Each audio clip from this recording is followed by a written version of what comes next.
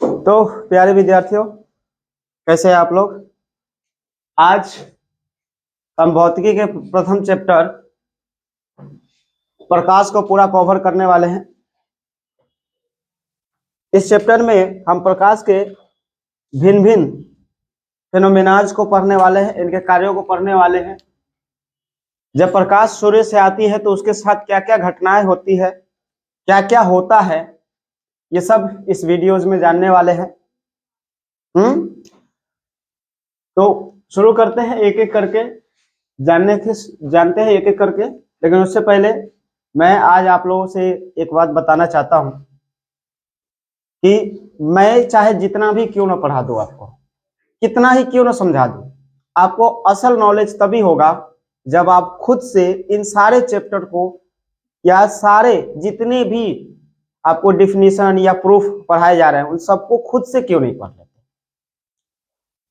वो इसलिए क्योंकि किसी भी चीज को अगर कोई कितना भी क्यों ना बताए, हम उसका अनुभव तभी करते जब वो हमारे ऊपर बीतता है। जैसे मान लीजिए मैं अगर आपसे पूछूं कि आपने कभी सेब खाया है, आपका जवाब डेफिनेटली होगा हाँ खाया है, क्योंकि किसने नहीं खाया, सबने खाया होगा। लेकिन अगर अब सवाल मैं ये पूछूं कि सेब का स्वाद कैसा होता है, बताइए। अब आप लोग भी बताइए बेटा लोग, सेब का स्वाद कैसा होता है। आप लोगों ने भी खाया होगा ना, बताइए सेब का स्वाद कैसा होता है। आप लोग अपना अपना अनुभव बताएंगे, जिसको जैसा स्वाद लगा हो। मीठा और खट्टा भी, इसका मतलब आपने थोड़ा सा कच्चा खा लिया होगा, पूरा तरह से पका हुआ नहीं। किसी को बहुत मीठा लगा होगा, किसी को मीडियम में लगा होगा, किसी को स्वादहीन लग गया होगा, कोई स्वाद ही नहीं रहा होगा, फीका लग गया होगा। अब देख लिए कितने सारे कंफ्यूजन हो गए ना कंफ्यूजन। अब अगर मान लीजिए वो व्यक्ति होता है जो कभी सेब नहीं खाया होता है और उसको आप ये बताते कि ये सेब का स्वाद होता है, वो व्यक्ति कौन सा स्वाद पकड़ता है बताइए। कोई भी नहीं, कंफ्यूज हो जाता है। इसीलिए अगर किसी व्यक्ति को असल स्वाद पता करना है तो उसे क्या करना चाहिए, सेब को खाना चाहिए। जब वो सेब खाएगा तभी उसे पता चलेगा कि सेब का असल स्वाद क्या है, मीठा है, खट्टा है या फीका है या क्या स्वाद है उसका। ये पता कब चलेगा, जब वो खुद उसे खाएगा। तो पढ़ाई भी इसी तरह होती है। एक टीचर रास्ता की तरह होता है जो स्टूडेंट को आगे ले जाता है, लेकिन स्टूडेंट चलेगा तभी तो मंजिल पाएगा। रास्ते तो हमेशा मंजिल की तरफ जाते हैं और मंजिल तक ही जाते हैं। कोई ऐसा रास्ता नहीं है जिसका कोई एंड पॉइंट ना हो। एंड पॉइंट तो है और वही एंड पॉइंट तो उसका मंजिल होता है, डेस्टिनेशन होता है। और वहां तक पहुंचने के लिए राही को क्या करना पड़ता है, उस रास्ते पर निरंतर चलते रहना पड़ता है। तो लाइट क्या है, तो लाइट एक क्या है, कारक है जो हमें किसी चीज को देखने में मदद करता है। अगर लाइट ना हो तो हम देख नहीं सकते। आप मुझे देख रहे हैं क्योंकि यहाँ लाइट है। अगर यहाँ लाइट नहीं होती, फॉर एग्जाम्पल मैं अगर लाइट ऑफ कर दूं तो आपको कुछ नहीं दिखेगा, है ना। ये है लाइट का पावर। यानी हमारी आंखों में रोशनी नहीं होती है, हमारी आंखों में रोशनी के थ्रू देखने की ताकत होती है। हाँ, एक और होता है आंखों का पावर। आंखों को पावर किसी रोशनी को, लाइट को जो है ना, रेज जो है उसको मोड़ने की ताकत आंखों में नहीं होती है। आंख जब भी देखता है तो क्या देखता है, सीधा देखता है। इसका उदाहरण हम पढ़ेंगे, जब पढ़ेंगे ना प्रकाश का अपवर्तन, तो उसमें पता चलेगा कि लाइट जो है ना, जो उससे किरणें जो निकलती है वो हमारी आंखें क्या कर सकती है, मोड़ नहीं सकती है। वो जब भी देखेगी सीधा। लेकिन क्या होगा, भिन्न भिन्न माध्यमों में प्रकाश की चाल क्या होती है, भिन्न भिन्न होती है। इसलिए प्रकाश का क्या होता है, कभी परावर्तन होता है तो कभी अपवर्तन होता है। जहां सेम प्रकाश की चाल होगी वहां क्या हो जाएगा, परावर्तन। लेकिन जब वहां अलग अलग प्रकाश की चाल हो जाएगी, यानी अलग अलग माध्यम में जब प्रवेश करेगा तो अपवर्तन हो जाएगा। और अपवर्तन में क्या होता है, प्रकाश मुड़ती है। और इसीलिए अपवर्तन की स्थिति में जब आप किसी ग्लास में पानी रखा हुआ है और उसमें सिक्का रख दो तो आपको सिक्का एकदम पेंदी में नहीं नजर आएगा, थोड़ा सा ऊपर नजर आएगा। पेंसिल रखो तो पेंसिल टेढ़ी नजर आएगी। मछली देखते हो जब आप पानी में अगर ऊपर से मछली को देखते हो तो आप मछली को कभी नहीं देखते हो, मछली की प्रतिबिंब को देखते हो। प्रतिबिंब हमेशा क्या होता है, थोड़ा सा ऊपर और आगे होता है। इसलिए मछुआरा जब मछली का भेदन करता है ना भाला से या फिर कोई उसी तरह की तीखी चीज से, तो क्या करता है उसकी पूंछ पर करता है ना, सिर पे नहीं, सिर पे करेगा कभी भेद ही नहीं सकता। तो क्या करता है, पूंछ पे उसके वार करता है। ठीक है, तो आगे बढ़ते हैं और देखते हैं प्रकाश। तो प्रकाश क्या है, तो जिससे देखने की संवेदना उत्पन्न है, या फिर प्रकाश वह कारक है जिसकी वजह से हम किसी वस्तु को देख पाते हैं। कैसे देख पाते हैं बेटा, तो देखिए ये आपका एक बॉल मान लेते हैं, ये बॉल है और इधर आपका एक मोमबत्ती जो जल रही है ना, इससे प्रकाश निकल रही है। अब इससे लाइट आएगी, रेज, ध्यान रखिएगा एक किरणों से नहीं दिखता है, आपको कम से कम लाइट की 2 किरणें आपकी आंखों तक आनी चाहिए। जब वो आएगी और उसकी कटान बनेगा ना, तभी उसका प्रतिबिंब आपके रेटिना पे बनेगा, और रेटिना पे बनेगा तभी आपको वो चीजें दिखेगी, अदरवाइज वो चीजें नहीं दिखेगी। ठीक है, तो यहां से अगर लाइट यहां से टकराई और आगे बढ़ गई, अब हम यहां से देखेंगे है ना, तो एक से नहीं दिखेगी, दो चाहिए हमें। ठीक है, एक और ले लेते हैं, यहां से मान लेते हैं, इस तरह आया और ये भी गया है ना, यहां आया ना, तो आया टकराया, तो ये क्या हो गया, यहां से हमें क्या दिखेगी, ये बॉल का कौन सा एरिया, वही एरिया दिखेगा जहां से प्रकाश आ रही है। ध्यान रखिएगा प्रकाश हमेशा उसी चीज को दिखाता है जहां से आपकी आंखों तक प्रकाश टकराकर आ रही है, परावर्तित होके या फिर अपवर्तित होके आ रही है। अगर नहीं, जहां से नहीं आपकी आंखों तक नहीं पहुंचेगी वो चीज नहीं देखेगी। जैसे आप सर ये इधर से देख रहे हैं, इधर का आपको नहीं दिख रहा है, क्यों, क्योंकि पीछे का क्या है, प्रकाश तो पड़ रहा है, इधर भी लाइट आ रही है, टकरा रही है, परावर्तित हो रही है, लेकिन इधर का आपके तरफ नहीं, इस तरफ से आ रही है। तो इस तरफ जो बंदा खड़ा हो जाएगा उसको इधर का दिखेगा, आप लोग इधर, इसलिए इधर का दिख रहा है ना। जैसे ये हाथ है, अगर ऐसे है तो इधर मुझे इधर का दिख रहा है और आपको इधर का दिख रहा है, क्योंकि इधर का जो परावर्तित हो रहा है वो मेरी आंखों तक आ रहा है, इधर का नहीं आ रहा है, इधर का आपकी आंखों तक जा रहा है। ठीक है, अब बात करते हैं, तो इस तरह प्रकाश क्या करते हैं, चीजों को हमें दिखाती है।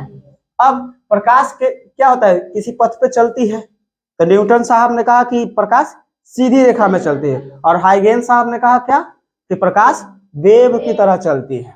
ठीक है, तो हाइगेंस का जो सिद्धांत है वो 12th का कॉन्सेप्ट है, और आपका न्यूटन साहब का जो ये सीधी रेखा वाला है ये 10th का कॉन्सेप्ट है।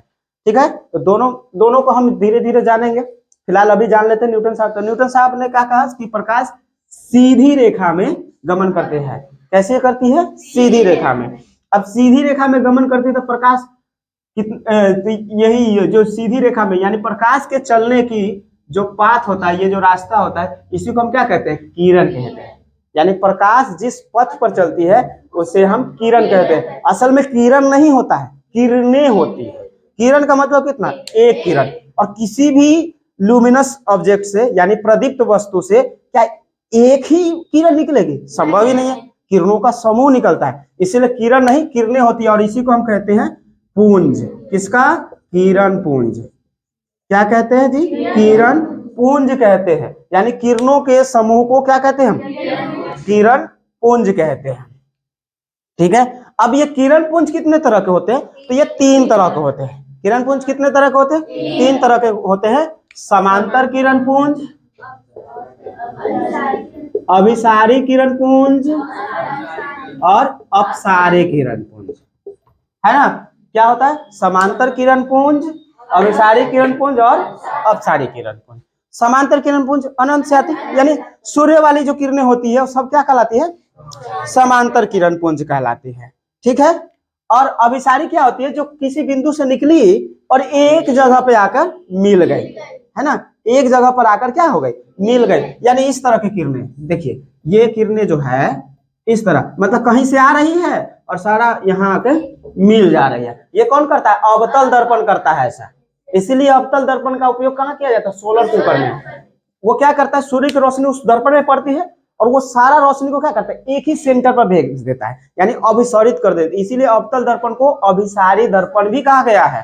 तो वही उत्तल लेंस को भी अभिसारी लेंस कहा गया, क्योंकि अभिसारी का काम कौन करता है, अवतल में अवतल दर्पण करता है और प्लस में उत्तल लेंस करता है।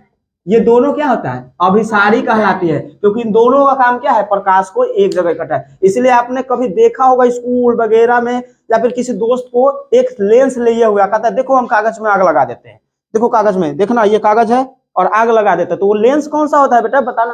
तो वो लेंस होता है उत्तल लेंस होता है, ठीक है ना। उत्तल लेंस क्या करता है, एक ही, क्योंकि देखिए यहाँ फैला हुआ है और हमने पहले ही पढ़ लिया प्रकाश क्या है, ऊर्जा का रूप है ना। ऊर्जा यानी गर्माहट, उष्मा भी होता है उसमें।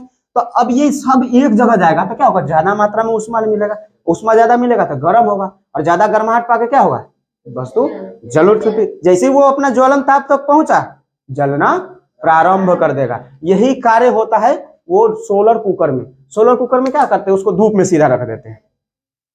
अब धूप का उस अवतल दर्पण पे पड़ता है और सारा कहाँ चला जाता है, अंदर। अंदर का क्या करता है, वो शीशा पूरा गर्म कर देता है, क्योंकि एक सेंटर पर पड़ता है ज्यादा गर्म, ज्यादा गर्म होने से क्या होता है, खाना तुरंत पक जाता है, ठीक है। तो सोलर कुकर में ये सवाल भी पूछता है कि सोलर कुकर में अवतल दर्पण का उपयोग क्यों किया जाता है।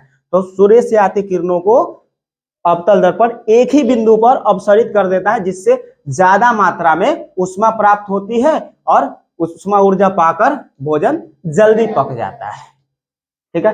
तो अब बात करते हैं अपसारी की। तो अपसारी किरणें कौन सी होती है? तो अपसारी किरणें होती है जो एक बिंदु से निकलेगी और फैलती चली जाएगी। जैसा आपने हेडलाइट में देखा है, गाड़ियों के हेडलाइट में देखा होगा, क्या हो जाता है, फैलते चला जाता है।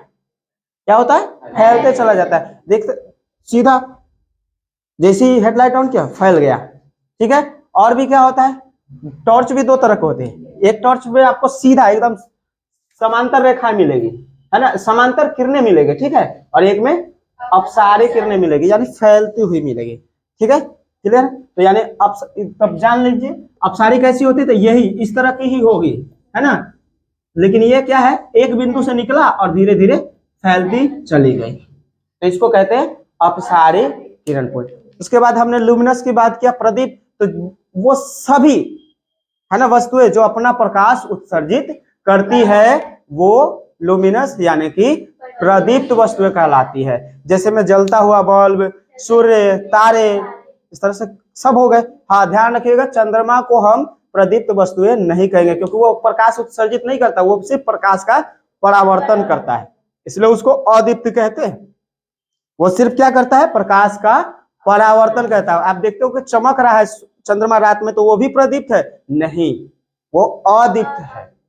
तो ये प्रश्न भी पूछ देता है कि चंद्रमा अदीप्त होते हुए भी चमकता है क्यों?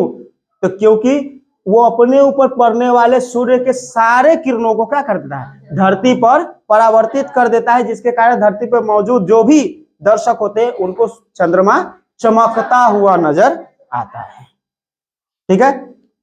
इनके बाद जब प्रकाश धरती पर आती है, आपको पता है ना कि जब सूर्य से पृथ्वी तक प्रकाश को आने में कितना लगता है, 8 मिनट 20 सेकेंड। 20 सेकेंड का वक्त लगता है, यानी कहने का सेंस है कि पूरे 500 सेकेंड, 848 और 20, है ना, यानी पूरे 500 सेकेंड लगते हैं प्रकाश को धरती तक आने में। और उनकी चाल कितनी होती है, तो 3 लाख किलोमीटर पर घंटा, यानी कि 3 × 10⁸ मीटर पर सेकेंड, है ना। हालांकि हवा में प्रकाश की चाल थोड़ी सी कम होती है। जब आपसे पूछे दोनों दे दे, निर्वात और प्रकाश हवा पूछ दे, कहे कि दोनों में चाल क्या होता है, मतलब समान होता है, कम होता है कि ज्यादा होता है, यानी हवा के मुकाबले निर्वात के मुकाबले हवा में प्रकाश की चाल समान होती है, ज्यादा होती है या कम होती है, तो आपको बोलना है कम होती है, हमेशा बोलना है कम होती है। लेकिन जब लिखने की बात आए, जब सॉल्व करने के प्रश्न की बात आए, तो आपको बता देना है कि बराबर ही होती है, यही बता देना है। ये निर्वात की चाल है, जबकि प्रकाश का हवा में प्रकाश की चाल कितनी होती है, 2.99 × 10⁸ मीटर पर सेकेंड, यानी लगभग 3 लाख किलोमीटर पर सेकेंड के बराबर होती है। तो लगभग में तो गया, देखिए अभी 9 हटाएंगे तो मैथ का नियम है कि एक इसको बढ़ा देना था 10, एक हाथ से लेके ये भी 10, एक हाथ से लेके 3 आ गया ना इतना, इसलिए। लेकिन जब दोनों को कंपेयर किया जाए तो आपको बताना है कि हवा में कम और निर्वात में ज्यादा, जहां हवा नहीं है, क्योंकि हवा में रुकावट होती है जी बेटा, ध्यान रखिएगा। प्रकाश की चाल वहीं घटेगी जहां रुकावट। हम भी अगर चलते हैं रुकावट नहीं तो स्पीड ज्यादा होती है। साइकिल से चल रहे या फिर साइकिल से चल रहे, चलो साइकिल से चल रहे हैं ऐसी सड़क पे एकदम स्मूथ है, कोई ब्रेकर नहीं है, एकदम पिच वाला है, एकदम बहुत अच्छा पक्की रोड है, तो क्या होगा, स्पीड साइकिल की ज्यादा होगी। लेकिन अगर वही खेत में चलाना शुरू कर दे, जोता हुआ खेत में, स्पीड घट जाएगी क्योंकि रुकावट है। या फिर वो सोलिंग वाले रोड है उसपे, तो उसपे भी स्पीड क्या होगा, खेत के मुकाबले थोड़ी सी बढ़ जाएगी, लेकिन उस पक्के रोड के मुकाबले घट ही जाएगी, है ना। तो सबसे ज्यादा स्पीड वहां, तो उसी तरह प्रकाश का सबसे ज्यादा स्पीड कहाँ होता है, जहां कुछ नहीं होता, निर्वात। तो पृथ्वी से बाहर तो कुछ ही हवा मंडल है, वायुमंडल के बाहर तो कुछ भी नहीं है, तो वहां पे क्या होगा, प्रकाश की चाल सबसे ज्यादा होती है। और वो कितनी होती है, 3 × 10⁸ मीटर पर सेकंड, या फिर कह सकते हैं इसको 3 लाख किलोमीटर पर सेकंड होती है। लेकिन जैसे ही वो प्रकाश प्रवेश करती है हमारे वायुमंडल में, तो उसकी थोड़ी सी कम होती है, एकदम थोड़ी सी, इसीलिए उसको गणना नहीं किया जाता और कह दिया जाता कि हवा में भी प्रकाश की चाल कितनी होती है, 3 × 10⁸ मीटर पर सेकंड। लेकिन जब तुलना की बात है तो कहना हवा में प्रकाश की चाल निर्वात के मुकाबले कम होती है। ठीक है, चलिए अब तो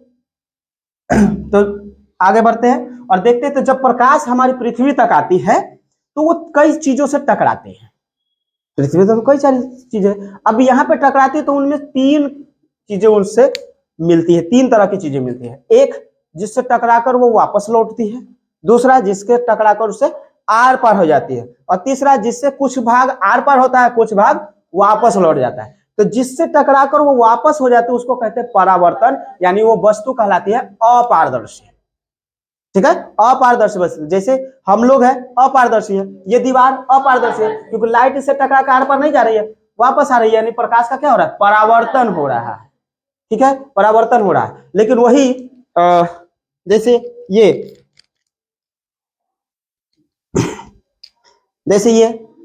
अब इसमें ये कांच है, इसमें लगा हुआ कांच से क्या होगा, प्रकाश आर पार जा रही है, तभी तो आर पार, देखिए आर पार दिख रहा है, दिख रहा है। कारण क्या है, कारण क्या है कि प्रकाश इससे आर पार हो रहा है, यानी ये क्या हो गया, पारदर्शी हो गया। तो वही कुछ ऐसा होता है जिससे कुछ परावर्तित भी होगा, कुछ अपवर्तित भी होगा।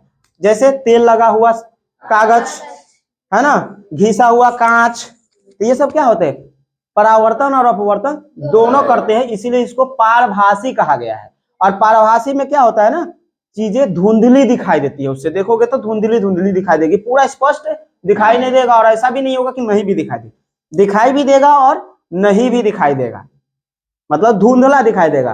और पारदर्शी में पूरा साफ साफ दिखाई देगा, अपारदर्शी में बिल्कुल ही दिखाई नहीं देगा। तो ध्यान रखिएगा, पारदर्शी वस्तुओं में प्रकाश का अपवर्तन होता है क्योंकि वो आर पार जा रही है ना। पारदर्शी वस्तुओं में प्रकाश का क्या होता है, अपवर्तन होता है। और अपवर्तन जब भी होता है ना, तो पारदर्शी वस्तु में जब भी प्रवेश करती है तो प्रकाश क्या करती है, अभिलंब की तरफ मुड़ती है, वो अपने अभिलंब की तरफ थोड़ा सा मुड़ जाती है हमेशा, और सीधा पड़ेगी ना।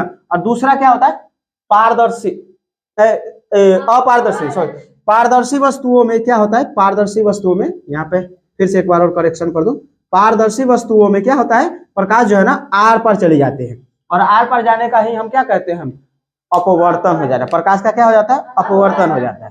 तो वही अपारदर्शी वस्तु, जैसे दीवार या ये सब की बात करें, है ना, किताब या खुद की बात करें, हम लोग भी अपारदर्शी है, आर पार देखा नहीं जा सकता, है ना। तो ऐसी वस्तुओं में प्रकाश क्या करती है, वापस टकराकर वापस चल जाती है, तो इसे कहते हैं प्रकाश का परावर्तन हो जाना। तीसरा होता है कि अगर प्रकाश किसी भी वस्तु पर अगर सीधा पड़ता है तो क्या हो जाता है, उसका अवशोषण हो जाता है ना, वो सारी ऊर्जा वहां दे देती है, और इसी तरह वो क्या हो जाता है, चीजें गर्म हो जाती है, जो हमने अभी तुरंत अभी साड़ी में पढ़ लिया, है ना, कि कैसे एक जगह पे सेंटर पे फेंक देता है तो कुकर जल्दी गर्म होकर खाना जल्दी पका देता है ना। ठीक है, तब क्लियर है, यहां तक समझ में आ गया आपको तीनों तरह के। अब बात करते हैं परावर्तन की बात कर ले, पूरा क्लियर। तो परावर्तन होता क्या है अभी तक समझ गए होंगे आप, फिर भी मैं बता देता हूं कि परावर्तन होता है कि किसी माध्यम से आती प्रकाश किरणें किसी वस्तु से टकराकर उसी माध्यम में वापस लौटने की क्रिया प्रकाश का परावर्तन कहलाती है।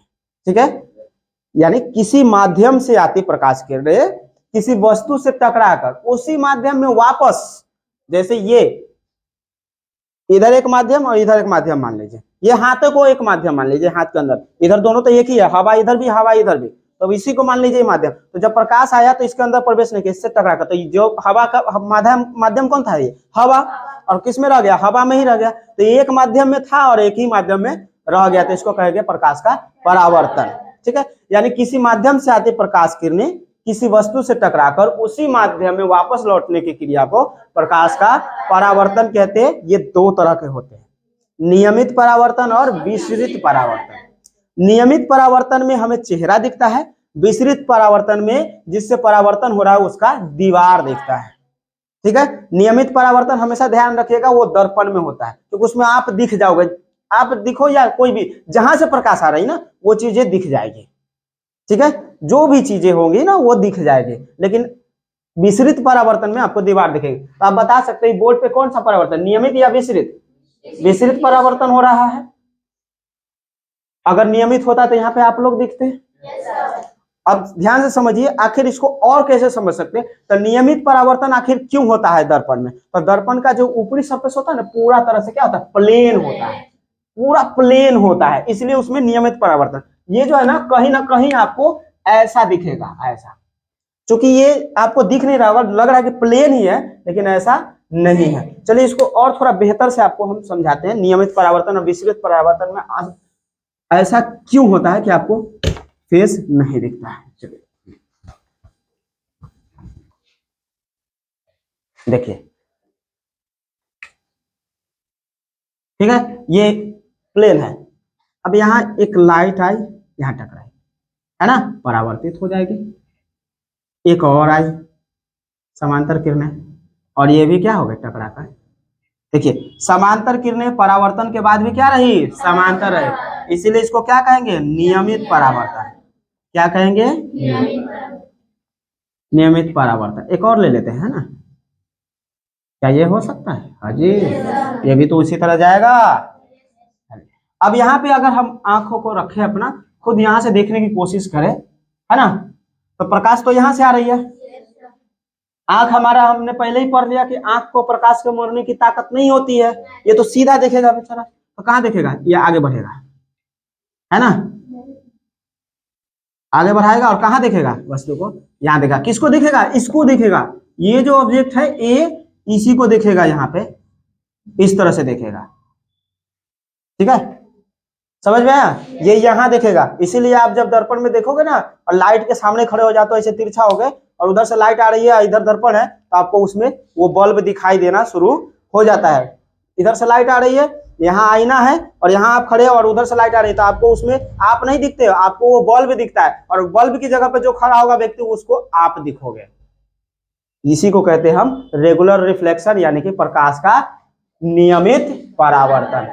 वही बात करते हैं दूसरा, इस बोर्ड पे आखिर क्यों नहीं ऐसा हो रहा है? तो इसका ऐसा होता है, देखिए ध्यान से देखिए, एक आया यहाँ से ऐसे आ गया, कोई बात नहीं भाई, यहाँ से पैरेलल आया ऐसे, अब देखिए अब कहाँ चला गया, ये तो ऐसे चला जाएगा, है ना। एक तीसरा लेते हैं, ये लीजिए, इधर तो उभर है, उधर तो जाएगा नहीं, ये कहाँ जाएगा, इधर आ जाएगा। अब देखिए क्या कोई पैरेलल है, एक इधर गया एक उधर गया, एक और लेते हैं, अब देखिए ये तो इधर ही चला गया। अब कहीं से भी आंखों पे वो नियमित परावर्तन वाला बात आ रहा है, कैसे ऑब्जेक्ट दिखेगा? अब लाइट जहां से आ रही है वो दिखेगा नहीं, आपको ये वाला दिखेगा, ये जो दीवार दिख रहा है ना, यही वाला भाग आपको दिखेगा। इसीलिए बोर्ड पर यहाँ पे लिखा हुआ जो अक्षर है, आपको ये बोर्ड का ये सरफेस दिख रहा है और ये अक्षर दिख रहा है, क्योंकि इसमें कैसा है, इसका इस तरह का इसका ये सतह है, देखने को प्लेन है लेकिन पूरी तरह प्लेन नहीं। इसको जूम करके अगर देखा जाए तो ऐसा दिखेगा। इसलिए दीवारों पर भी क्या होता है, दीवारों पर भी कौन सा परावर्तन, विसरित परावर्तन होता है। ठीक है, अब इसके आगे है परावर्तन के नियम। तो परावर्तन के नियम यही पहला ही, यही से हम समझ सकते हैं। कोई एक ले ले इसमें से, इसी को ले लेते हैं, एक लाइन ले ले। तो देखिए ये जहां से टकराया यहाँ अभिलंब हो जाएगा, यहाँ पे एक अभिलंब ले ले, है ना, और इससे इसको क्या कहेंगे, आपतित किरण, क्योंकि आ रही है, और इसको परावर्तन होकर जा रही है, इसलिए परावर्तित किरण, परावर्तित किरण कहेंगे। और ये क्या है, एक दर्पण हो गया, क्योंकि यहाँ क्या हो रहा है, प्रकाश का परावर्तन, तो इस तरह से क्या हो रखा है, इधर से पेंट कर रखा है ना। ये क्या है, दर्पण, क्योंकि मैंने पहले ही कह दिया कि ये तभी होगा आईना में ही प्रकाश का नियमित परावर्तन होता है, क्योंकि जिसमें हो जाएगा उसको माइना कह देंगे। ठीक है, अब प्रकाश का परावर्तन, अब ये क्या है, एक ओप बिंदु मान लीजिए, तो पहला नियम क्या कहता है कि आपतित किरण, परावर्तित किरण तथा आपतन बिंदु पर डाला गया अभिलंब तीनों एक ही तल में होते हैं। और दूसरा नियम कहता है कि आपतित किरण का कोण यानी आपतन कोण परावर्तन कोण के बराबर होता है, यानी कोण आई बराबर कोण आई। ये ध्यान रखिएगा, जो मैं बोल रहा हूं ये लिखना है आपको, जो मैं बोल रहा हूं वो आपको लिखना होगा परावर्तन के नियम जब भी पूछेगा तो, यानी आपको चित्र बना देना है और लिखना क्या है, प्रकाश के परावर्तन के दो नियम है।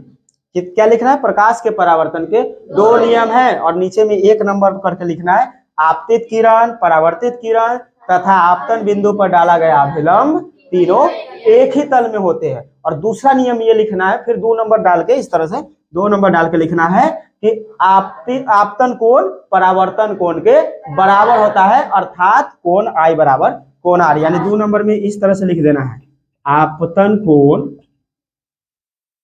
परावर्तन कोण के बराबर होता है। और ये लिखने के बाद एक लाइन में नीचे लिखेंगे अर्थात कोण आई बराबर कोण आर। ये दूसरा में आपको नियम में पूरा लिखना होगा।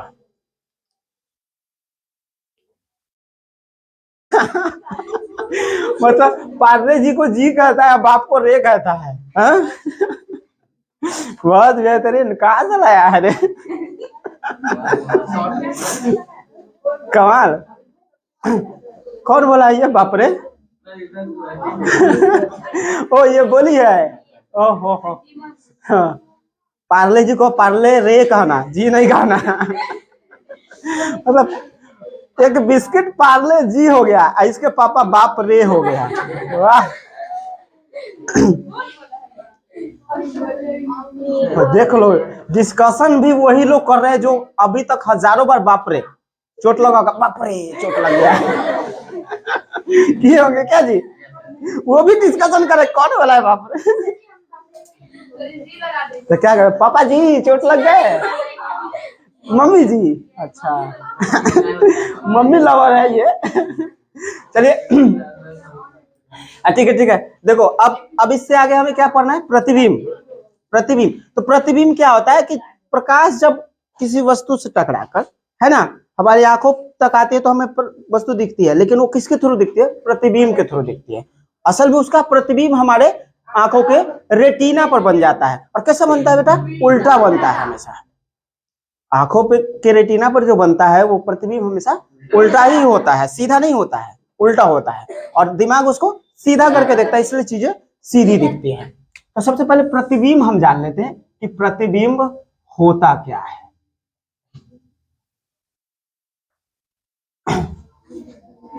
तो क्या होता है प्रतिबिंब, बताएंगे बाबू?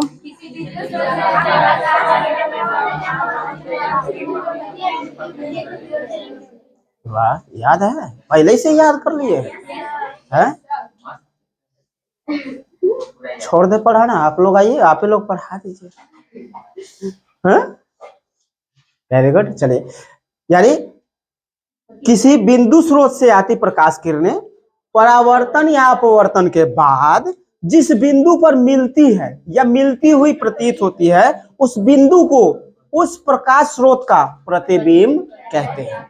अब देखिए, जैसे ये बिंदु है ना, इससे किरणें आती है और किसी वस्तु से टकरा जाती है ना, और टकराने के बाद एक बिंदु पर आकर मिल जाती है।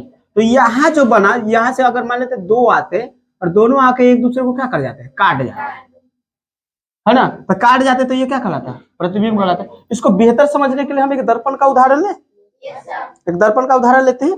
जैसे एक दर्पण ले लेते हैं, ये एक दर्पण है ना। अगर हम यहाँ कोई वस्तु रखें, ये वस्तु है, ये वस्तु जब प्रतिबिंब यहाँ से जब इससे किरण जाती है, दर्पण से टकराती है, तो वो हमेशा समांतर किरणें जो होती है ना प्रधान अक्ष के, वो हमेशा कहाँ से, फोकस से गुजरती है ना। और इसका एक वक्ता केंद्र होता है, एक वक्ता केंद्र से भी गुजारी है। अब ये दोनों एक दूसरे से क्या मिला, मिल गया। चूंकि ये वास्तविक तौर पर मिला, है ना। तो ये मिल गया, तो इसी को ये बिंदु जो बना, ये जो बना, यही इसका क्या कहलाया, प्रतिबिंब कहलाया। ठीक है, प्रतिबिंब कहलाया। अभी देखिए ये सीधा था और यहाँ उल्टा, ये वास्तविक प्रतिबिंब हम पढ़ेंगे अभी।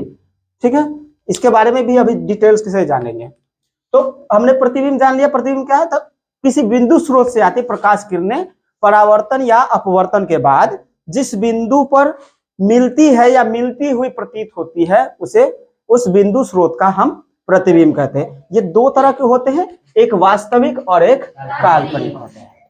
वास्तविक प्रतिबिंब और काल्पनिक प्रतिबिंब क्या होते हैं, वास्तविक प्रतिबिंब और काल्पनिक प्रतिबिंब। तो यह ध्यान से देखिए कि जो हमने डिफिनीशन बताया है प्रतिबिंब का, उसी में दोनों का आंसर है।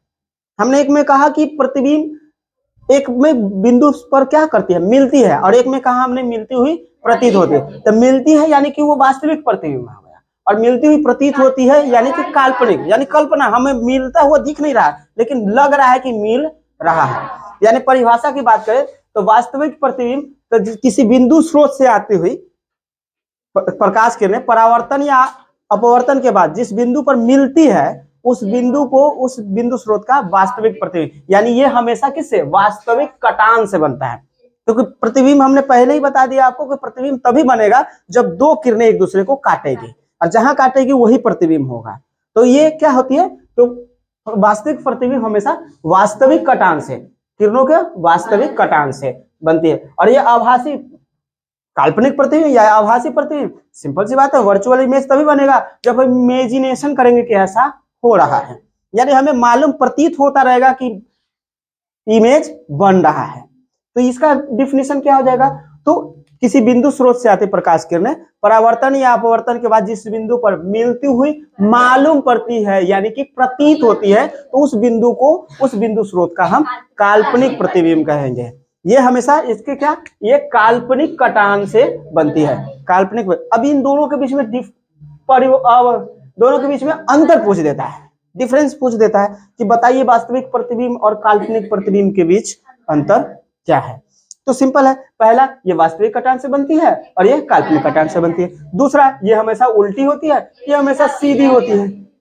तीसरा इसे हम पर्दे पर प्राप्त कर सकते हैं, देखिए पर्दे पर प्राप्त कर सकते हैं, ये वास्तविक प्रतिबिंब है, इसे पर्दे पर प्राप्त नहीं कर सकते। तो आप बताइए, आप सिनेमा देखते हैं हॉल में जाके, वो सिनेमा में जो हॉल पर जो पर्दे पर जो देख रहे हैं वो कौन सा प्रतिबिंब, वास्तविक या काल्पनिक, वास्तविक प्रतिबिंब होता है, वो हमेशा वास्तविक प्रतिबिंब, क्योंकि पर्दे पर प्राप्त हुआ तभी तो देख रहे हैं आप, अगर नहीं होता पर्दे पर प्राप्त तो नहीं देख पाते, तो वो वास्तविक प्रतिबिंब हुआ, ठीक है ना, क्योंकि वास्तविक कटान से बन रही है और इसीलिए आप उसको देख पा रहे हैं। ठीक है, अब इसके बाद अब बात करते हैं, प्रतिबिंब के बाद होता है दर्पण। इसके बाद क्या है, दर्पण हमें पढ़ना है। इसके बाद दर्पण, तो दर्पण क्या होता है, तो दर्पण हमें यहाँ पे तीन तरह के दर्पण पढ़ना है। पहला समतल दर्पण, दूसरा गोलीय दर्पण,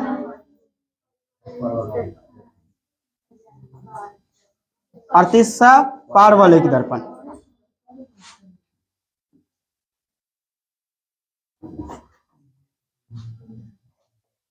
समतल दर्पण जिसका परावर्तक सतह एकदम समतल होता है, गोलीय दर्पण जिसका परावर्तक सतह गोल हो, और पारवलयिक दर्पण जिसका परावर्तक सतह पूरी तरह से गोल न हो, ना समतले हो। समझ लीजिए अंडा वाला है, अंडा जैसा है ना, वो ना तो गोले होता है और ना ही समतले होता है। समतल दर्पण आपको ऐसा होगा, गोलीय दर्पण आपको बिल्कुल गोल होगा, नहीं ये तो पूरा गोल नहीं हुआ गोल होगा, और ये आपको इस तरह से होगा, ठीक है ना, पूरी तरह से गोल नहीं होगा। मान लीजिए थोड़ा सा ऐसे हो गया है ना, ऐसे होता है, पूरी तरह से गोल ये नहीं होता है। हमें इसमें कॉन्सेप्ट में हमें दो ही पढ़ने हैं, समतल दर्पण और गोलीय दर्पण। पारवलयिक दर्पण का सिर्फ डिफिनीशन बस, उससे ज्यादा नहीं है। समतल दर्पण, तो पहली बात जान लीजिए दर्पण क्या होता है, तो एक तरह से पॉलिश की गई कांच ही होती है, ये एक तरफ से पॉलिश कर दी जाती है तो ये क्या बन जाता है, दर्पण। और ये अपने ऊपर पड़ने वाले प्रकाश को क्या करता है, अब पहले अपवर्तित करता है, यानी अपने अंदर प्रवेश करने देता है और फिर उसको परावर्तित करके दूसरी तरफ भेज देता है, ठीक है ना। तो इसीलिए दर्पण। तो अब देख लेते हैं समतल दर्पण। तो समतल दर्पण आपने पहले ही जान लिया, समतल दर्पण जिसका परावर्तक सतह समतल हो, गोलीय दर्पण जिसका परावर्तक सतह गोलीय हो। अब ये समतल दर्पण के प्रकार नहीं, लेकिन हमें गोलीय दर्पण के प्रकार पढ़ने हैं। ये दो तरह के हैं, एक अवतल दर्पण और एक उत्तल दर्पण। चलिए इसको समझा दूं मैं। ये देखिए, ये आपका हो गया गोलीय दर्पण।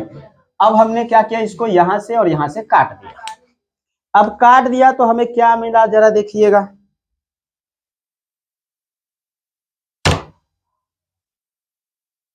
देखिए हमें क्या मिला, दो दर्पण मिले। अब एक को आप बाहर से रंग दीजिए, पेंट कर दीजिए, और एक को अंदर से पेंट कर दीजिए।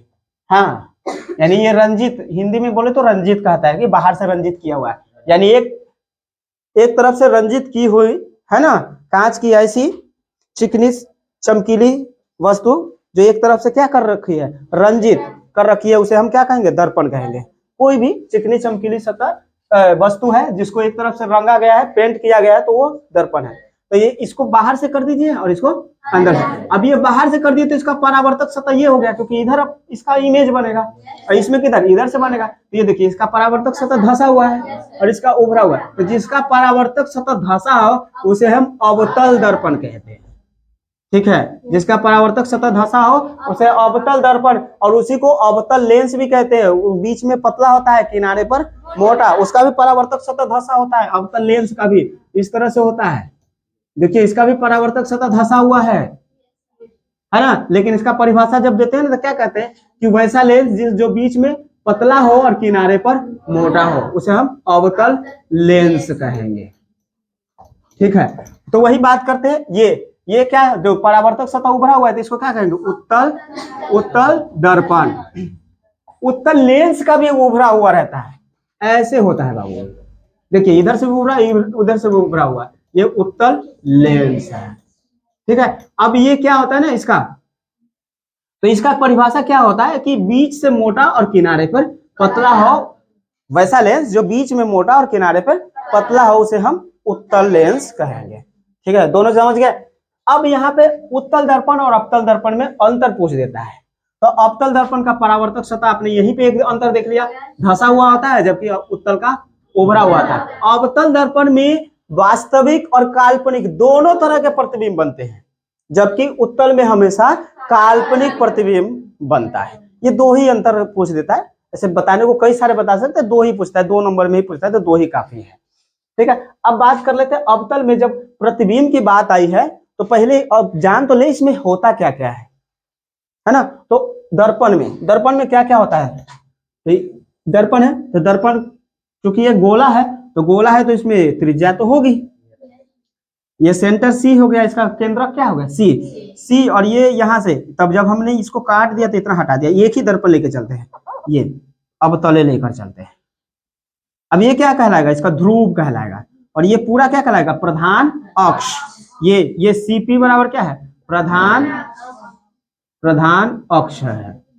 ठीक है ना। और ये इसी को सीपी एक तरह से क्या हो गया, सीपी एक तरह से वक्रता त्रिज्या। ध्यान रखिएगा, ये हमने लेंथ की बात कर दी, वक्रता त्रिज्या ये आगे तक भी जाती है, ये प्रधान अक्ष ऐसे इससे आगे तक भी चली जाएगी। ठीक है, तो ये पूरा प्रधान अक्ष, इसको हम मान लेते हैं यहाँ से रहने दो ना इतना पे है ना, और सीपी ही रहने दो। ठीक है, प्रधान अक्ष, और यही क्या कहलाती है, इसका वक्रता त्रिज्या। ये पूरा लाइन प्रधान अक्ष, ध्यान से समझ लो, ये पूरा लाइन प्रधान अक्ष, लेकिन ये सिर्फ इतना वक्रता त्रिज्या सी, और ये पी वक्रता त्रिज्या। अब इन दोनों के बीच की दूरी क्या कहलाएगी, आर से इसको डिनोट करते हैं, इसको हम आर से डिनोट करते हैं, यानी इसको आर का मतलब वक्रता दूरी, वक्रता त्रिज्या की दूरी, त्रिज्या दूरी है ना। यानी ध्रुव से वक्रता केंद्र के बीच की दूरी को क्या कहते हैं, वक्रता त्रिज्या कहते हैं, और इसे कैपिटल आर द्वारा डिनोट किया जाता है। क्योंकि ये अवतल दर्पण में बाईं तरफ है तो काटतीय चिन्ह परिपाटी जब पढ़ेंगे तो पता चलेगा कि प्लस है कि माइनस है। ऐसे आप लोगों ने जानते होंगे, इस तरह से अगर हाथ फैलाए तो हमारा दाहिना हाथ प्लस, हेड प्लस, बायां हाथ माइनस और पैर माइनस को दिखाता है, ऐसा हमने पूर्णांक में पढ़ा है। यहाँ पे भी वही लगाएंगे, सिर्फ एक चीज बदल देंगे कि इसमें लाइट की जिधर किरणें होगी ना उस तरफ प्लस, दूसरी तरफ माइनस, बाकी ऊपर प्लस और नीचे माइनस ही रहेगा। ये आपने पढ़ा होगा ना नियामक ज्यामिति में, इधर प्लस, यहाँ पे भी प्लस, यहाँ पे माइनस और यहाँ पे माइनस।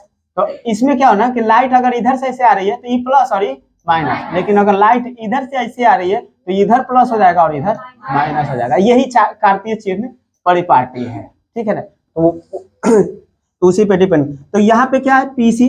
अब इनके बीच में अगर कोई आता है तो एक ठीक बीच में होता है फोकस, क्योंकि प्रधान अक्ष के समांतर जो भी किरणें आती है वो सीधे फोकस से होकर गुजरती है। सीधा कोई भी कितनी भी समांतर किरणें आए वो हमेशा यहीं से गुजरेगी।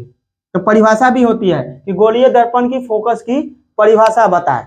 तो गोलीय दर्पण के प्रधान अक्ष के समांतर आती प्रकाश किरणें दर्पण से परावर्तन के बाद जिस बिंदु पर मिलती है उस बिंदु को उस गोलीय दर्पण का फोकस कहते हैं, यानी मुख्य फोकस कहते हैं। अब फोकस दूरी क्या होता है, तो मुख्य ये क्या है जी, फोकस, फोकस यानी एफ है ना। फोकस कौन है, एफ। और फोकस दूरी बताइए तो क्या हो जाएगा इन दोनों के बीच में, तो क्या स्मॉल एफ से फोकस दूरी, क्या फोकस दूरी। फोकस दूरी क्या होता है, तो ध्रुव और फोकस के बीच की दूरी को फोकस दूरी कहते हैं, ठीक है। तो इतनी चीजें हमें इसमें जाननी थी जो हमने जान लिया। अब ध्यान से समझ लीजिए, चूंकि इधर से लाइट किधर से आ रही है, इस तरफ से, तो ध्यान से देखिए कार्तीय चिन्ह परिपाटी से अगर लाइट ऐसे जा रही है तो इधर वाला प्लस इधर वाला माइनस, यानी ये अगर यहाँ से अगर हम ऐसे इसका खींच देते, देखिए इधर वाला प्लस इधर वाला माइनस, यानी ये फोकस दूरी भी माइनस में, वक्ता त्रिज्या भी माइनस में, ठीक है। इन दोनों के बीच में संबंध हम पढ़ेंगे आगे। इन दोनों के बीच में क्या होता है, आर बराबर 2f होता है, यानी ये f जो है इसके ठीक बीच में होता है, इसका मतलब जितना दूरी ये उतना दूरी ये, यानी दोनों के बीच में कितना 2f, और ये r है तो यानी r बराबर 2f यानी 2f हो जाएगा, ठीक है। तो ये आगे बढ़ते हैं और देखते हैं कि अवतल दर्पण में क्या क्या प्रतिबिंब बनते हैं, यानी वास्तविक और काल्पनिक दोनों बनते हैं, तो कैसे बनते हैं जानते हैं, ठीक है।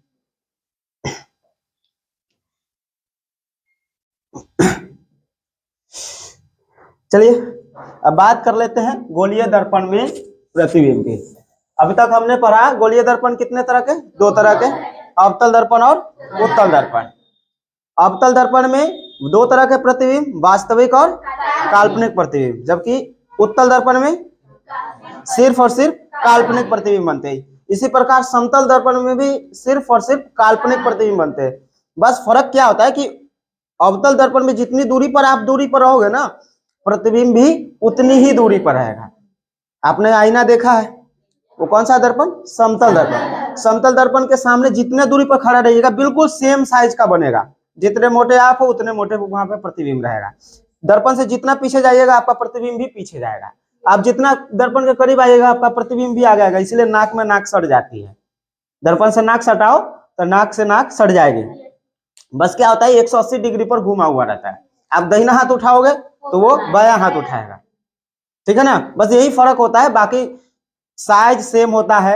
और कैसा प्रतिबिंब होता है, काल्पनिक होता है, वो वास्तविक प्रतिबिंब नहीं होता है, ठीक है। देखते हैं गोलीय दर्पण में अवतल। अवतल में हम 6 जगह वस्तुओं को रखेंगे और 6 जगह रखकर पता करेंगे कि कहाँ प्रतिबिंब बनता है। 6 तरह जगह पे हम वस्तुओं को रखते हैं।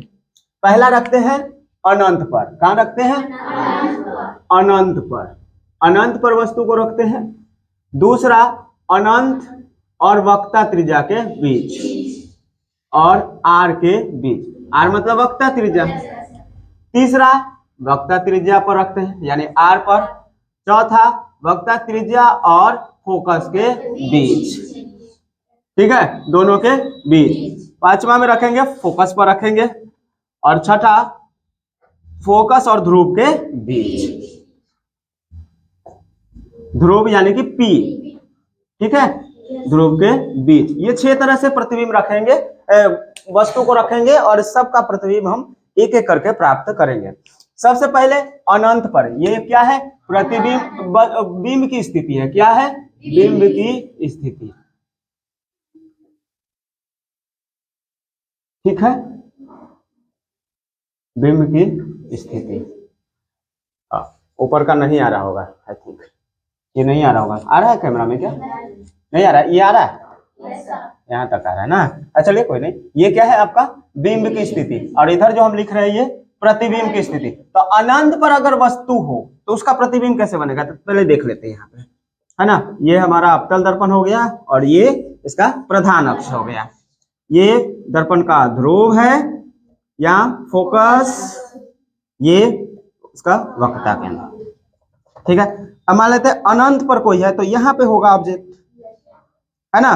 अब यहां से एक किरण नीचे से ऐसे आएगी, इससे टकराएगी, और एक यहां से आएगी, ऐसे टकराएगी, और टकराने के बाद कहां से गुजरेगी, जहां से गुजरेगी वहीं से फोकस होगा, और ये भी कहां से फोकस है, यानी प्रतिबिंब कहां बनेगा, फोकस है, ठीक है। यानी अनंत से आती किसी भी प्रकाश किरण का प्रतिबिंब कहां बनेगा, फोकस पर। तो इसका ये प्रतिबिंब बिंब की स्थिति थी, इसका प्रतिबिंब कहां बन गया जी, फोकस पर। पहला का प्रतिबिंब कहां बना, फोकस पर। कैसा, तो बिंदु के आकार का, है ना, बिंदु के आकार का कैसा, तो वास्तविक, वास्तविक बना, है ना, वास्तविक प्रतिबिंब है। और सीधा है कि उल्टा है ये हम बता नहीं सकते, क्योंकि बिंदु के आकार का, इसलिए सीधा उल्टा की बातें नहीं कर सकते। ऐसे वास्तविक है तो इसके आधार पर हम कह सकते हैं कि ये उल्टा ही बना होगा, क्योंकि वास्तविक प्रतिबिंब हमेशा उल्टा ही होता है। तो इस आधार पर हम कह सकते हैं कि उल्टा है, लेकिन बिंदु का आकार था, बिंदु को आप बता नहीं सकते कि उल्टा सीधा, ठीक है ना। तो कहीं कहीं इसको कह देता है अनडिफाइंड, मतलब बता नहीं सकते कि क्या है।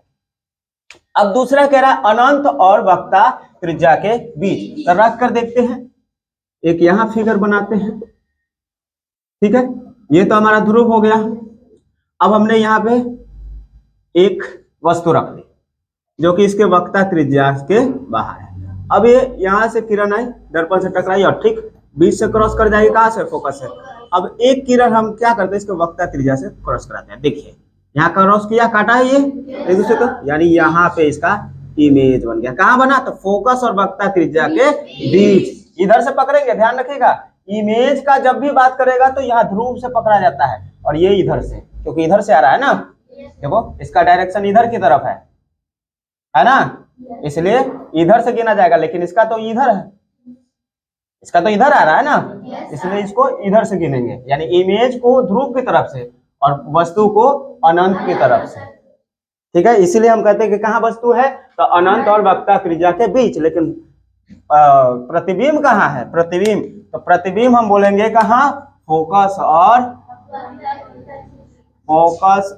और वक्रता त्रिज्या के बीच। कहा, वक्ता त्रिज्या के बीच। कैसा है, तो उल्टा है, क्या है, छोटा है, वस्तु से छोटा है, उल्टा है और वास्तविक है, ठीक। दोनों अगर नोट करना चाहे तो दोनों इमेज नोट कर सकते हैं, ठीक है। देखो इसको हटाने वाले हैं।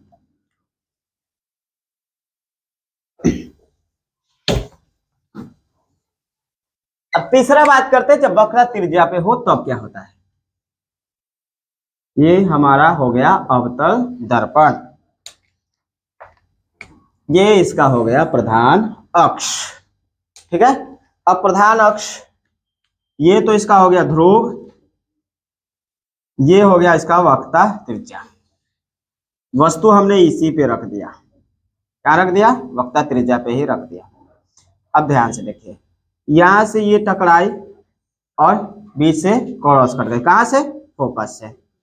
एक फोकस से क्रॉस करेगी, और जब फोकस से क्रॉस करेगी तो पैरेलल आएगी, आएगी ना। फोकस से एक मिनट, ये तिरछी हो गई थोड़ी सी, जब अभी भी तिरछी हो गई, है ना। कहाँ बनी, यहाँ पे, ठीक है ना। और ये भी थोड़ी सी तिरछी लग रही मुझे,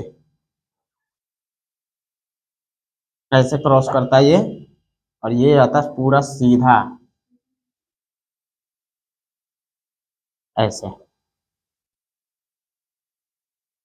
है ना, फोकस है। तो ये इधर गई और इस तरफ लौट गई, ये इधर से गई और इस तरफ लौटती हुई आई और एक दूसरे को यहाँ क्रॉस की। कैसा बना प्रतिबिंब? तो तीसरा का कहाँ था? वक्रता त्रिज्या पर वस्तु था, प्रतिबिंब कहाँ बना? वक्रता त्रिज्या पे ही। कैसा? उल्टा। कैसा? वस्तु के बराबर। और कैसा? वास्तविक।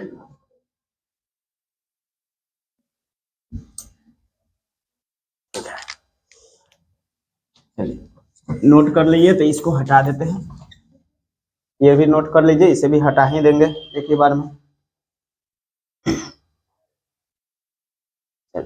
ठीक है,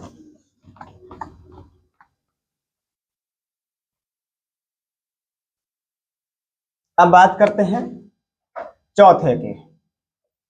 चौथा कह रहा है कि वक्रता त्रिज्या और फोकस के बीच में वस्तु को रखिए तो उसका प्रतिबिंब की स्थिति बताइए कि क्या होगा। तो चलिए पहले अवतल दर्पण बना लेते हैं। ये हमारा क्या है? ध्रुव है। ये आपका वक्रता त्रिज्या हो गया और फोकस ठीक इसके बीच में हो जाएगा, तो हमने वस्तु को यहां रख दिया इनके बीच में। ठीक है, अब यहां से किरण आई सीधी प्रधान अक्ष के समांतर और इससे टकराई और कहां से जाएगी? फोकस से क्रॉस करेगी। एक जो है वो फोकस से क्रॉस की, यहां आ गई और यहां से देखिए कहां बना? ओके, थोड़ा सा तेज,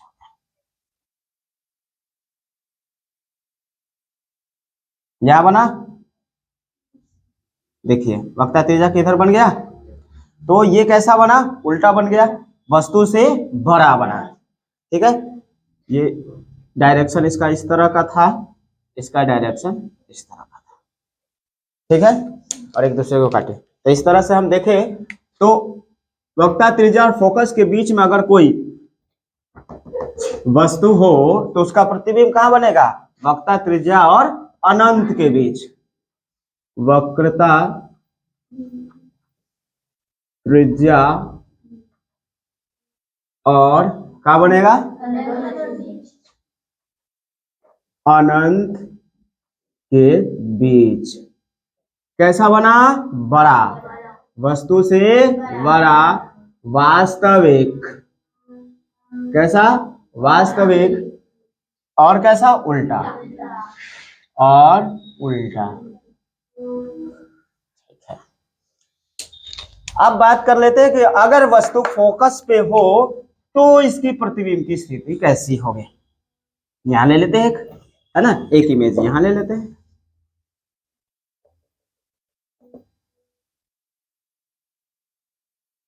ये हमारा P हो गया ध्रुव। ठीक है, ये हो गया फोकस और ये हो गया इसका वक्रता त्रिज्या। वस्तु जो है वो कहाँ है? फोकस पे ही है। देखिए जब भी पैरेलल होगी तो कहां से क्रॉस करेगी? फोकस से ही क्रॉस करेगी। एक हम क्या करते हैं ना, इसको जो है, एक जो है क्या किया जाए,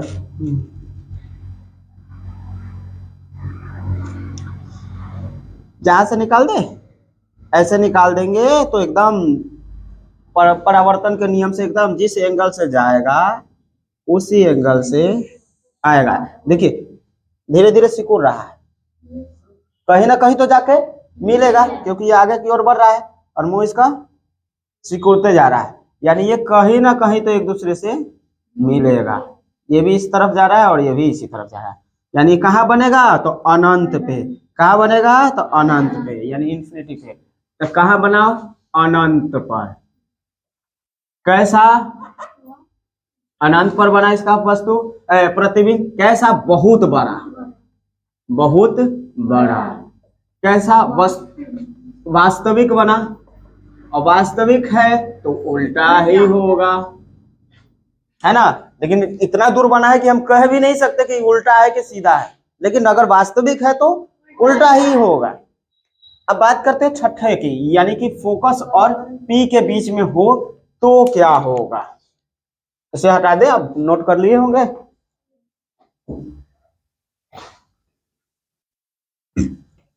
यहीं पे इस इमेज को ड्रॉ करेंगे।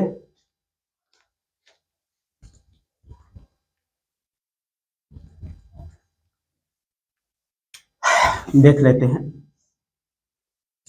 क्या आता है।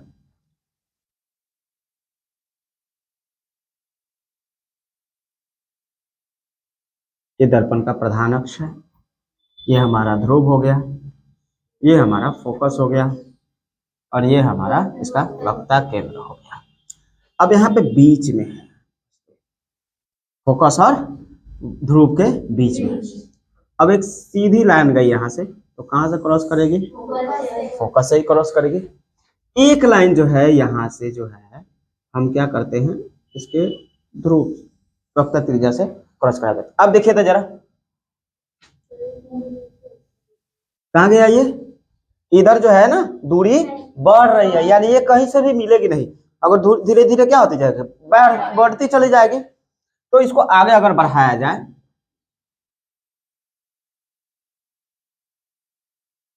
ठीक है, इसी दिशा में अगर आगे बढ़ाया जाए तो देखिए यहाँ के ये क्या कर गई? मिल गई। तो यानी कैसा बना? वस्तु से बड़ा, आभासी और सीधा। यानी प्रतिबिंब कहाँ बना? दर्पण के पीछे। कैसा? काल्पनिक प्रतिबिंब बना। कहाँ बना? दर्पण के पीछे बना। ठीक है, कैसा? आभासी। आभासी कहिए या काल्पनिक कहिए, बात एक ही है। ठीक है, काल्पनिक। कैसा बना? सीधा बना। कैसा? सीधा है और वस्तु से बड़ा भी है। तो यही 6 तरह के प्रतिबिंब हमें प्राप्त होते हैं। अब प्रश्न कैसे पूछ देता है आपसे? प्रश्न ये पूछ देता है कि अवतल दर्पण में आभासी प्रतिबिंब प्राप्त करने के लिए वस्तु को कहाँ रखेंगे, ऐसे पूछ देता है। गोलीय दर्पण में ऐसे भी घुमा देता है, अवतल ना उत्तल कुछ नहीं पूछेगा, गोलीय दर्पण पूछ देगा कि गोलीय दर्पण में है ना आभासी प्रतिबिंब प्राप्त करने के लिए वस्तु को कहाँ रखेंगे? तो उत्तर है फोकस और ध्रुव के बीच। और ध्यान रखिएगा, ये हम क्या पढ़े हैं गोलीय दर्पण में? कौन सा? अवतल दर्पण में। सारा का सारा क्या पढ़े हैं? अवतल दर्पण में। अब अगर बात करता उत्तल लेंस की, उत्तल लेंस की बात करता तो यही 6 तरह का सेम टू सेम। उत्तल लेंस में वस्तु अगर अनंत पे हो तो उत्तल लेंस में प्रतिबिंब कहाँ बनेगा? तो फोकस पर बिंदु का आकार और वास्तविक बनेगा। उत्तल लेंस के सामने अगर वस्तु अनंत और वक्ता त्रिज्या के बीच है तो उसका प्रतिबिंब कहाँ बनेगा? तो उसका प्रतिबिंब बनेगा फोकस और वक्ता त्रिज्या के बीच, छोटा, उल्टा और वास्तविक बनेगा। समझ में आ गया? कहेगा कि उत्तल लेंस के सामने है ना, अगर वस्तु वक्ता त्रिज्या पर है यानी 2f पर है, उसमें क्या करता है ना, उत्तल लेंस में ऐसे कर देता है कभी कभी। ये उत्तल लेंस है आपका, ऐसे दे देगा, इधर देगा f1, इधर देगा इधर देगा f1, इधर देगा f2, इधर कर देगा 2f1, r ना देगा 2f1, तो 2f r बराबर 2f तो होता ही है, तो बात तो सेम ही है। और इधर कर देगा 2f2, यानी इसमें 2 गो फोकस और 2 गो वक्ता त्रिज्या होता है, बाएं तरफ है वो दाएं तरफ। अब कह दिया कि बताइए 2f पर है, यहाँ पे प्रतिबिंब है ना, बिंब जो है यहाँ पे, तो प्रतिबिंब कहाँ बनेगा? तो देख लीजिए ध्यान से, कहाँ बनेगा जी? वहीं पे बनेगा, वक्ता त्रिज्या पर ही बनना चाहिए, उल्टा, बराबर और वास्तविक। तो कैसे बनेगा देखिए, एक तो यहाँ से गया, जैसी पैरेलल लाइन है तो कहाँ से गुजरेगा? फोकस से ही गुजरेगा। एक हमने गुजार दिया इसके कहाँ? केंद्र से। देखिए कहाँ बन गया? कहाँ बन गया? फोकस पर नहीं, वक्ता त्रिज्या पर था। वक्ता त्रिज्या कितना? जो दूरी यहाँ देखिए, साइज भी सेम, और जहां पे था वहीं पे बना प्रतिबिंब। कैसा? उल्टा। तो इसलिए कहाँ बनेगा? वक्ता त्रिज्या पर ही बनेगा, उल्टा, बराबर और वास्तविक बनेगा। ये किसमें? उत्तल लेंस। यानी अवतल दर्पण और उत्तल लेंस दोनों के कैरेक्टरिस्टिक सेम होते हैं, सिर्फ और सिर्फ इसके सिर्फ फोकस इसके क्या होते हैं? प्लस में। देखिए दाहिनी तरफ हो गए, दाहिनी तरफ हो गए तो प्लस में, और इसमें क्या होता है? उत्तल अवतल दर्पण हमेशा बाईं तरफ होते हैं, इसलिए माइनस में। ठीक है ना, समझ में आ गया ना? इसमें माइनस में, इसमें प्लस में, बस यही अंतर है, बाकी सब पूरा का पूरा सेम है, प्रतिबिंब भी सेम। अब कहेगा कि उत्तल लेंस में वस्तु जो है वो वक्रता त्रिज्या और फोकस के बीच में आ गया, तो इसका प्रतिबिंब बताइए, यानी कि यहाँ पे आ गया, यहाँ पे आ गया, तो प्रतिबिंब बताइए। तो बाबू इससे आगे बनेगा, यहाँ पे बनेगा। कैसा? तो कैसा बनेगा? तो वक्रता त्रिज्या और अनंत के बीच बनेगा, बड़ा बनेगा, वस्तु से बड़ा बनेगा, वास्तविक बनेगा और उल्टा बनेगा। ठीक है। फिर कहेगा कि उत्तल लेंस में वस्तु को हमने फोकस पर रख दिया, यहाँ पे रख दिया, तो प्रतिबिंब बताइए। तो भाई जब अनंत पे था तो प्रतिबिंब कहाँ बना? फोकस पे।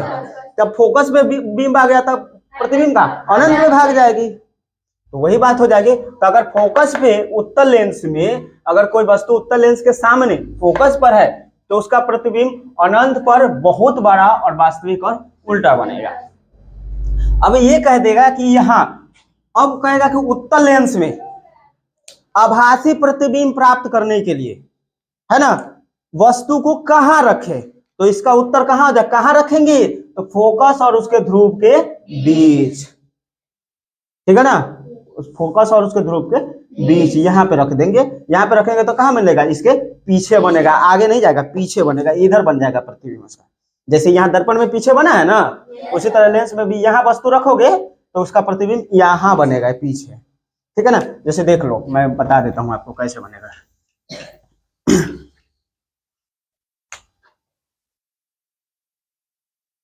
ये आपका हो गया उत्तल लेंस। ठीक है, ये F1 to F1, F2 to F2।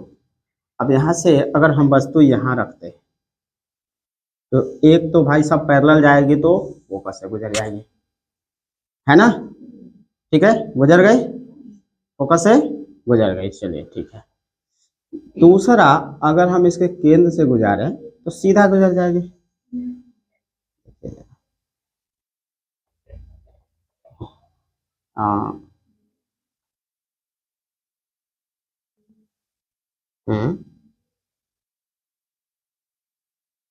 ठीक है, देखिए ये आगे की ओर बढ़ती चली जा रही है ना, कहीं भी मैच नहीं करेगी। लेकिन अगर हम इसको पीछे खींचे, इस भाई साहब को हम पीछे खींचते ले जाए सीधा लाइन में, और इसको भी क्या करें? पीछे ले जाए, इसी ओ यहीं से टेढ़ा है, देखिए हमें ऐसे जाना चाहिए था ये लाइन, इसीलिए इस यहाँ पे डिस्टेंस जो है ना नहीं बन पाया था, यहाँ पे रॉन्ग हो गया था, टेढ़ा हो गया था, है ना। ऐसे देखिए डिस्टेंस बन गया ना, ये सीधी लाइन। अब यहाँ से इसको पीछे बढ़ाइए, यहाँ से यहाँ पे बन गया, एक दूसरे को काट दिया, बना सीधा, इसके पीछे कैसा बनेगा? लेंस, यहाँ दर्पण है, लिख के क्या लिखेगा उत्तल लेंस में? लेंस के पीछे, लेंस के पीछे आभासी, सीधा और वस्तु से बड़ा। दोनों में से कोई एक शब्द बोलना है, दोनों ना बोल देना है। हाँ, मम्मी और मदर दोनों बोलने से क्या फायदा? कोई क्यों बोलो ना, माँ बोलो, मम्मी बोलो, मदर बोलो, या माई बोलो, कोई एक को ना बोलोगे कि सब एक बढ़िया बोलना, माई, मदर, मम्मी, माँ। सुनिए बोल दो कहीं, अरे आभासी काल्पनिक थोड़ी ना बोलेंगे, दोनों में से कोई एक, दोनों शब्द एक ही है, पर्यायवाची, कोई एक को बोलो, दोनों थोड़ी ना बोलो। क्लियर है यहाँ तक? चलिए नोट कीजिए, फिर आगे हम बढ़ते हैं कुछ और तथ्य के साथ। तो चलिए देख लेते हैं अब दो चीजें और, विपरिवर्तन और पासर विपरिवर्तन। होता क्या है परिवर्तन में? क्या होता है कि वस्तु जो है 180 डिग्री पर उसके क्षैतिज पर क्या हो जाती है? घूम जाती है, यानी ऊपर वाला जो है वो नीचे ऐसे सीधे, इसको हम कहते हैं विपरिवर्तन, है ना। आपने देखा होगा, सीधे आपने नदी किनारे देखा होगा, आप खड़े हो और आपका इमेज नीचे बन जाता है, वो क्या हो जाता है? पूरा विपरिवर्तन, 180 डिग्री पर घूमता है, लेकिन कैसा हो जाता है? पूरा पैर से पैर सटा रहता है और सर नीचे, यानी आप ऊपर में ऐसे खड़े रहते हो, आपका नीचे इमेज ऐसे रहता है ना, तो वो क्या कहलाता है? विपरिवर्तन। अब साथ ही साथ देख लेते हैं पासर विपरिवर्तन। तो पासर विपरिवर्तन में भी 180 डिग्री घूमता है, लेकिन कौन से? उदग्र अक्ष पे, यानी सीधा, मतलब ये क्या हो जाएगा? ऐसे था, है ना, उधर ऐसे हो जाएगा, मतलब इधर इधर ऐसे सामने, जैसा कि आप आईना के सामने खड़े होते हो तो कैसा होता है? पासर विपरिवर्तन। समतल दर्पण में क्या होता है, पार्श्व विपरिवर्तन। सामने ऐसी स्थिति में क्या होता है, दाहिना वाला बायां और बायां वाला दाहिना हो जाता है। विपरिवर्तन में ऊपर वाला नीचे, नीचे वाला ऊपर हो जाता है, लेकिन पार्श्व विपरिवर्तन में दाहिना वाला बायां और बायां वाला दाहिना हो जाता है। दोनों में 180 डिग्री पर वस्तुएं क्या हो जाती है, घूम जाती है। इनके अलावा अब हमें पढ़ना क्या है कि छूकर और बिना छूकर, छूकर और बिना छुए हम दर्पण की पहचान कैसे करेंगे। तो छूकर दर्पण की पहचान करने के लिए हमें क्या करना होगा कि 3 तरह के दर्पण लेने होंगे और उनको बारी बारी से छूना होगा। जिनका परावर्तक सतह हमें समतल नजर आएगा हम कहेंगे समतल दर्पण, जिनका उभरा हुआ वो उत्तल दर्पण, और जिनका धंसा हुआ वो गड्ढा नजर आएगा, गड्ढा महसूस होगा, उसे हम अवतल दर्पण कहेंगे। अब देखकर, अब छूकर नहीं, देखकर आप दर्पण की पहचान कैसे करेंगे, तो 3 दर्पण सामने की तरफ लगा लेंगे और बारी बारी से उसमें कोई ऑब्जेक्ट या अपना ही चेहरा देखेंगे। अगर अपने आप को सेम टू सेम पाते हैं तो कहेंगे समतल दर्पण, और अगर आप ये पाते कि उसमें हम थोड़ा सा बड़े दिख रहे हैं, इसका मतलब अवतल दर्पण, और देखेंगे कि नहीं हम थे उससे पतले छोटे दिख रहे हैं, इसका मतलब उत्तल दर्पण है। तो इस तरह आप देखकर और छूकर और बिना छुए भी दर्पण की पहचान, छूकर कैसे करना है पता चल गया, यानी समतल है तो समतल, गड्ढा है तो उत्तल, और अगर उभरा हुआ है तो अवतल। और बिना छुए अगर सेम प्रतिबिंब दिखा रहा है वस्तु का तो समतल, बड़ा दिखा रहा है तो अवतल, और छोटा दिखा रहा है तो उत्तल। इस तरह हम छूकर और बिना छूकर भी दर्पण की पहचान कर सकते हैं। अगले वीडियो में जानेंगे कि एक नेत्र के मुकाबले 2 नेत्र हमारे लिए क्यों आवश्यक है, आकाश का रंग नीला क्यों होता है, क्यों खतरे का सिग्नल लाल बनाया जाता है, क्यों इंद्रधनुष का निर्माण होता है, तारे क्यों टिमटिमाते हैं। इन सब प्रश्नों के जवाब हम अगले वीडियो में जानेंगे। उनके अलावा हम ये भी जानेंगे कि मछुआरे द्वारा मछली फेंकने में दिक्कत क्यों होती है। क्या पानी में जब हम मछली को देखते हैं तो क्या मछली हम रियल में देखते हैं या फिर वो उसका प्रतिबिंब होता है। तो इन सब सवालों के जवाब हम जानेंगे अगले वीडियो में। तब तक के लिए पढ़ते रहिए और अपना ध्यान रखिए।